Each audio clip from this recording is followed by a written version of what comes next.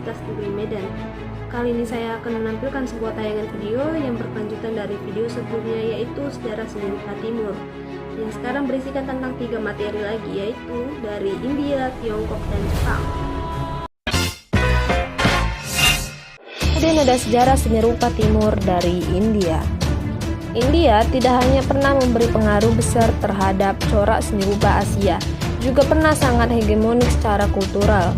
Agama Hindu dan Buddha kuat mewarnai corak kebudayaan Tiongkok, Jepang, Korea, Thailand, hingga Indonesia. Filsafat, sastra, arsitektur, dan seni rupa mewarnai hampir seluruh kawasan Asia.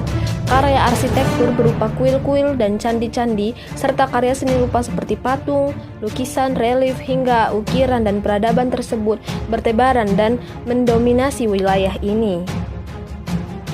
Di Indonesia, Candi Hindu Prambanan dan Candi Buddha Borobudur merupakan contoh betapa besarnya pengaruh India di negeri ini, terutama sebelum abad ke-10. Lukisan dan pertunjukan wayang tentang kisah Ramayana dan Mahabharata yang masih eksis hingga hari ini dan menunjukkan betapa kuatnya pengaruh agama tersebut pada bidang seni rupa dan sastra. Karya seni India merupakan representasi spiritualitasnya dijumlahkan di negara lainnya seperti Tiongkok, Jepang, Korea, Thailand. Terdapat wihara-wihara indah dan merupakan pusat spiritualitas para biksu dan biksuni. Monumen cinta abadi Taj Mahal yang megah berdiri hingga saat ini dianggap sebagai salah satu bangunan terindah di dunia. Demikian juga dengan karya seni musik, seni tari, pertunjukan, seni rupa, perhiasan, hingga kain tenunnya. Kini India adalah sebuah negeri dengan penduduk lebih dari 1 miliar. India tetap merupakan sebuah negeri besar, meskipun telah terpecah menjadi beberapa bagian, yaitu India, Pakistan, dan Bangladesh. Bukan saja besar geografisnya dan jumlah penduduknya, juga besar potensi ekonomi, industri, dan kebudayaannya. Karya arsitektur India tersusun dari batu bata disusun sekitar 2500 tahun sebelum Masehi. Karya arsitektur lainnya yang tidak kalah megah yaitu arsitektur kaum Buddha yang ditemukan dari zaman Raja Asoka dari sekitar 250 tahun sebelum Masehi. Karya arsitektur yang 54 karya ornamen dari abad ke-5 sebelum Masehi dibangun oleh kaum Hindu. Dan lukisan karya seniman Rajput dari abad ke-16 ada 5, yaitu warna cerah, yaitu menggambarkan ilustrasi naskah dari kerajaan Mughal. Berikut adalah karya seni rupa India. Yang pertama ada Krishna dengan para gadisnya. Lukisan ini dibentuk dari abad ke-17. Dan kemudian ada lukisan tentang 10 inkarnasi Dewa Wisnu yang disebut Avatar. Lukisan tersebut dari tahun 1890 dari Jaipur, India, Sumatera. Kemudian ada lukisan tentang Raha dan Krishna di hutan, diciptakan tahun 1780. Dan ada relief dari abad ke-16 menggambarkan seorang bangsawan menghindari gajah. Kemudian ada monumen cinta Taj Mahal dari kerajaan Mughal abad ke-17. Dan ada patung Buddha dari batu dari abad ke-6. Dan sebenarnya masih banyak lagi karya seni India lainnya.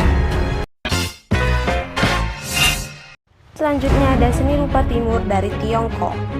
Bangsa Tiongkok adalah bangsa besar dengan jumlah penduduk juga yang besar dan wilayahnya. Mereka juga memiliki kebudayaan besar. Seni rupa dan arsitektur terkenal bermutu tinggi. Karya seni peninggalan kuno hingga sekarang menjadi koleksi para pecinta seni. Dihargai sangat tinggi. Patung relief, lukisan keramik, juga hingga karya arsitekturnya unik, memiliki ciri khas bangsa Tiongkok. Karya mereka juga sangat berbeda dibandingkan dengan karya bangsa lainnya. Kebudayaan Tiongkok kuno secara umum dipengaruhi oleh ajaran Konfusius, Buddha, dan Islam. Namun kebudayaan berdasarkan ajaran Konfusius paling dominan. Tempat peradaban dihiasi dengan patung dewi-dewi mereka. Demikian halnya dengan bangunan sekuler seperti rumah, juga bangunan umum yang disusuni dengan patung dan kaligrafi menghiasi ruangan. Selama masa beradab-adab, penguasa jatuh bangunan yaitu kaisar dan dinasti silih berganti. Karya seni terus diproduksi oleh para seniman maestro yang mengabdi pada raja. Seniman yang berkarya tidak untuk kepentingan raja, berkarya untuk memenuhi kebutuhan masyarakatnya. Setiap dinasti menghasilkan gaya dan corak karya seni yang berbeda dengan 64 dinasti lainnya. Demikian juga dengan gaya dan corak yang diciptakan oleh seniman yang berkarya di luar kerajaan. Keramik bermutu tinggi berupa mangkuk, piring, berbagai peralatan rumah tangga lainnya pada zaman dinasti ini. Juga selain itu terdapat patung-patung Buddha dan lukisan-lukisan dengan berbagai macam tema. Dengan memasuki abad ke-20 hingga kini, bangsa Tiongkok bermetaformasa dari bangsa tradisional hingga menjadi bangsa modern. Mereka tidak hanya hebat di bidang seni rupa, namun mereka telah menjadi kekuatan ekonomi, sosial, politik, dan budaya serta militer terdepan di dunia. Dan ini adalah salah satu karya seni rupa timur dari Tiongkok. Yang pertama, ada patung terakota lebih 6.000 prajurit dan kuda dari dinasti sebelum Masehi sekitar 210. Kemudian ada patung kuno dari dinasti Han 210 sebelum Masehi. Dan ada lukisan Tiongkok kuno dari abad keempat. Juga lukisan pemandangan Tiongkok kuno di dinasti Sung. Kemudian ada keramik porselin dan dinasti Yuan. Dan masih banyak lagi karya seni rupa timur dari Tiongkok. Yang terakhir yaitu seni rupa timur dari Jepang. Jepang tidak hanya super di bidang ekonomi dan industri, tetapi juga karya seni rupa. Manga atau komik Jepang menguasai dunia. Masyarakat dunia juga anak-anak Indonesia sangat akrab dengan manga Jepang, yaitu Naruto, Shinchan, Sailor Moon, Doraemon, Hello Kitty adalah beberapa karya seni rupa produk Jepang yang sangat terkenal. Di zaman dahulu, karya seni Jepang juga mempengaruhi seni lukis, yaitu seniman-seniman terkemuka di Eropa. Salah satunya adalah seniman impresionis Prancis Edgar Degas dari 1834 sampai 1917 dan 77 pelukis post-impresionis Belanda Yves van Gogh yaitu 1853 sampai 1890. Dipengaruhi oleh karya seni cetak Jepang dan dalam berkarya. Dahsyatnya produk seni rupa Jepang tidak lepas dari tradisi seni rupa masa lalunya. Perjalanan sejarah seni rupanya telah berlangsung sangat lama, sejak abad-abad lampau. Bangsa Jepang memiliki tradisi melukis dan menciptakan kaligrafi. Ada sekolah-sekolah seni yang didirikan untuk mencetak seniman profesional. Lukisan tidak hanya dibuat pada kertas dan kain, namun juga pada sket-sket ruang, dinding-dinding bangunan, atau kuil-kuil pemujaan. Demikian juga karya seni cetaknya. Karya seni cetak, kreasi seniman Jepang terkenal bermutu tinggi. Sejarah seni rupa Jepang terbagi dalam beberapa periode yang berlangsung antara 11.000 tahun sebelum Masehi hingga seni kontemporer setelah Perang Dunia II.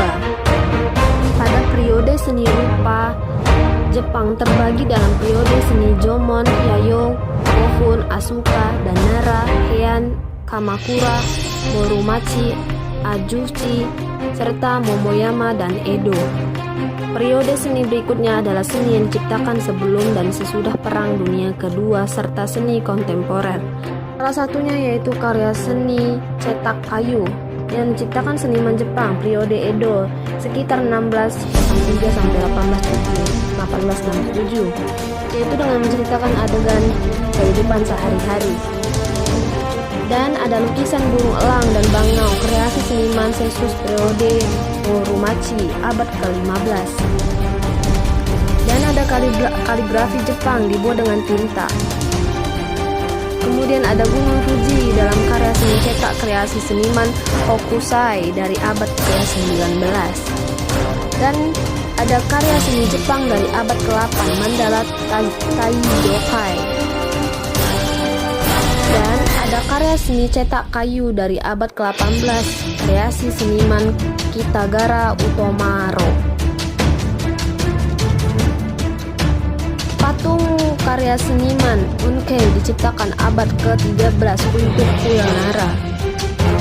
Dan masih banyak lagi karya seni rupa timur dari Jepang.